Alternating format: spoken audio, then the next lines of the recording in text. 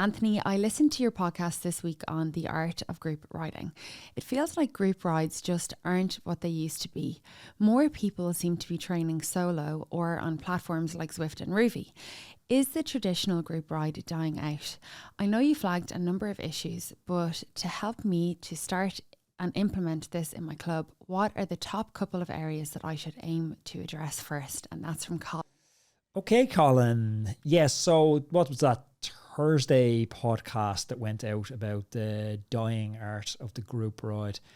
And this was kind of prompted by a group ride I had with a local club a few weeks ago. And it was like a terrifying experience where I was like rolling down the road and I just kind of sat at the back. I wore full black kit. No one knew who I was or anything to do with the podcast. You're so famous. You have to go incognito. Someone came up and said hello at the coffee shop today. We were sitting in the middle of nowhere. Someone's like, love the podcast. I was like, that's rock and roll. Middle of nowhere. One person walked past. We were in Girona a few months ago and a Canadian couple came up and they were like, are you Anthony? Actually, funny story. When we first started dating, Anthony was pretty big on the racing scene at the time. We went out for dinner and the waiter came up to him kind of halfway through dinner and was like, are you Anthony Walsh? That was a plant. That was one of my friends. Okay, would you let me answer the question? Okay, go ahead.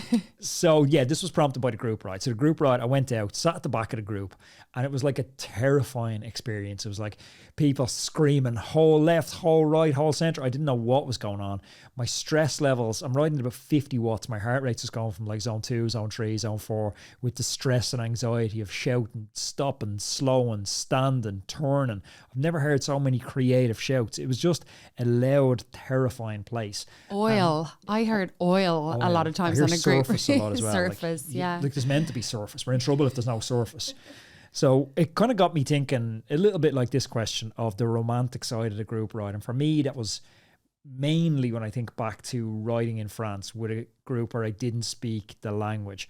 And the true goal of the group ride, it's more about being a member of the group ride, earning your place in the group and gaining the respect of other peers within that group. It's not about proving you're fast. It's about proving you're teachable, proving you're committed and that you're willing to grow and then teach to other members as they come into the group. So it's this kind of hierarchy that happens and your place changes with it. Like you could have a guy showing up, like we had a new lad, Daniel, showing up in the group ride, never been in a group ride before. But then 3 weeks later, he has 3 weeks of seniority and someone new comes in week 1. All of a sudden, he's gone from pupil to teacher straight away. So that's how the group ride should function. But some of the easiest things to cut out and nip in the bud, I think, to answer this guy's question in a long-winded way. Half-wheeling is a huge one you see in group rides. And I know you've suffered from this occasionally when you've gone out on other group rides. Girls seem to get half-wheeled more than guys get half-wheeled. And the better riders seem to get half-wheeled more than worse riders do. Half-wheeling, it's like an insecurity that people have to show that they're strong enough, they're fast enough. It's to exert their dominance. And it just ends up driving the pace up and up and up in the group. So the antidote to half-wheeling is the group rides at the group's pace. If the pace is like 34k an hour that the group is doing, if you're stronger and you feel the need to half-wheel, you just do a longer turn on the front. If you're weaker, you don't need to be the victim of half-wheeling. You just do shorter turns on the front. I think that's like one easy one you can knock out of the group straight away, and you should be tackling half-wheeling and calling it out straight away. Another one, kind of the opposite to half-wheeling, but equally as frustrating, is freewheeling on the front. People that are up on the front and they're eating or they're drinking. That's my pet peeve. If you're freewheeling, eating, drinking, or even any sort of chat that doesn't sound a little bit laboured on the front, you're not pushing hard enough. And if you're not pushing at least zone 3 on the front, unless your level's super high compared to the rest of the group, people behind you are like, they're freezing to death. Like winter group rides is what we're doing right now. And no matter how well dressed you are, if you're rolling along 80 heart rate in 4 degrees Celsius, you're going to freeze to death. It cracks you, doesn't it? You'll roll up beside me and you'd be like, what's going on? There's steam coming out of your ears. Pedal. When you just what are you doing? Pedal your bike. Work. Like you've been sitting on for the last half an hour, then you get to the front and you're freewheeling, or now you decide it's time to eat your Nutrigrain. It's like, pedal. What's wrong with you? And I suppose the last one, it's back to what we talked about, like what it's the point of the group ride. It's about membership. It's about not being kudos isn't achieved by being the alpha male and half wheeling everyone to death. It's about being the person who can learn and then the person who can impart that knowledge. So I think being teachable, and I don't know how you build that quality into a group, or you build that, that kind of ethos within the group that everyone is willing to learn, but also teach in a because it's difficult to do, because it can come across as quite condescending, preachy. There's a nice way to do it that's, I don't know, it's difficult to articulate that.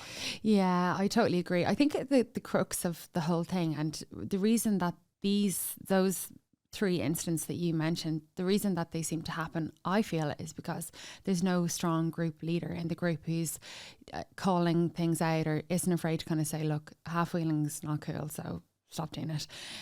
That would be my biggest thing about a group ride, and when you'll have a successful one versus one that is, people stop showing up, where is telling everybody what the group is going to be like, so their expectations managing expectations are good one, at the start, and then having that person who is confident and is able to really call the shots on a group ride, as you said, in a particular way. So what winds me up about group ride, I have to say, is if let's say there's 10 of us or 12 out, and the group ride, the person at the front is changing, so we're constantly changing and people are getting time at the front and out the back. Now, somebody rolls up beside you and you haven't seen them in a week, and you're like, oh, how's it going? How's the kids? How did the christening go? And you're having a catch up.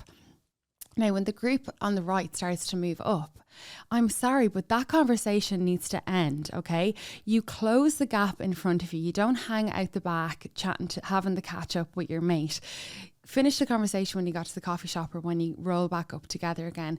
Gaps in the group winds me up. And that's because it creates surges. It creates surges, exactly. And surges are the enemy of you being on the limit. If you're on the limit and there's a surge, it's awful. It's horrible. And it stretches the group out. We want to be safe and in a compact group. So that would be the one thing about group rides that winds me up. And I have been known to shout at people. Imagine, Anthony, you can never imagine me being cranky, could you? Oh man, are you ready for the world's greatest cycling show? Rouleur Live is back, and it's bigger than ever. From November 14th to 16th at the iconic Truman Brewery in London. Experience cycling culture brought to life with over 80 of the world's top cycling brands and a star-studded lineup. It's the ultimate cycling event of the year. We're going to be accompanied by cycling royalty on stage. Tom Pidcock, Cassia Numadoma, Luke Rowe, Lachlan Morton, and even the legend Greg LeMond will be there sharing stories and inspiration. But tickets are selling really fast. The opening day is already sold out. There's limited tickets left available for Friday and Saturday.